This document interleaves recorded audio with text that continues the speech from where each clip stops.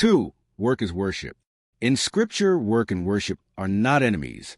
They are twins. The Hebrew word avoda means both work and worship. To God, your daily labor can be holy if done with integrity and love. Paul said, "Whatever you do, work at it with all your heart, as working for the Lord, not for men." Colossians 3, verse 23. That means even a simple job, farming, cleaning, trading, or teaching, becomes divine when done in obedience and excellence. Some people pray for a miracle but neglect discipline. The Lord's answer is, "Go back to your work and do it well." The parable of the talents in Matthew 25, verses 14 to 30 shows this truth. The master gave talents, resources, to each servant and rewarded the one who worked. The one who hid his talent in fear lost everything. "Well done, good and faithful servant. You've been faithful with few things. I will put you in charge of many things."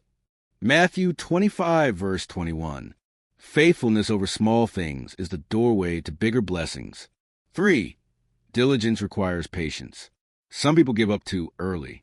They plant, but do not wait for the harvest. Proverbs warns, "The plans of the diligent lead surely to abundance, but everyone who is hasty comes only to poverty." Proverbs 21, verse 5. The diligent understand seasons. They keep working, praying, and believing, even when results seem delayed. Noah worked for years building the ark before rain ever fell. David served faithfully in the field before he was crowned king. Ruth gleaned in Boaz's field before she became the wife of a wealthy man. The poor man looks for shortcuts. The wise man trusts God's process. For diligence requires vision.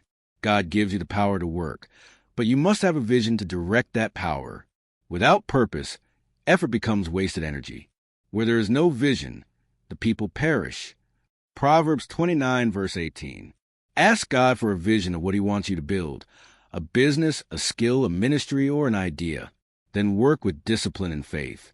Every invention, farm, or ministry in Scripture started as a vision.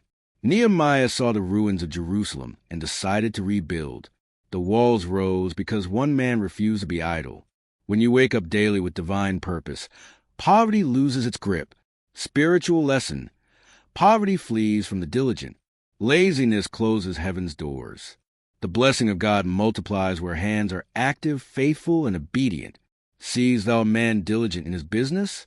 He shall stand before kings. He shall not stand before mean men. Proverbs 22, verse 29. Chapter 3. The Power of Wisdom. How Solomon became the richest man. Poverty is not always the absence of money. It is often the absence of wisdom. The Bible declares, "Wisdom is a principal thing. Therefore get wisdom, and with all thy getting get understanding." Proverbs 4, verse 7. When God asked Solomon what he wanted most, the young king did not ask for riches, long life, or victory over enemies. He asked for wisdom, and that decision became the key that opened every other blessing. Give your servant an understanding heart to judge your people, that I may discern between good and evil. 1 Kings 3, verse 9. God was so pleased with Solomon's request that he said, "Because you have asked for wisdom and not for riches or honor, I will give you both wisdom and wealth beyond any king before or after you." 1 Kings 3, verses 11 to 13. Here lies a great mystery. Riches follow wisdom. Poverty follows foolishness.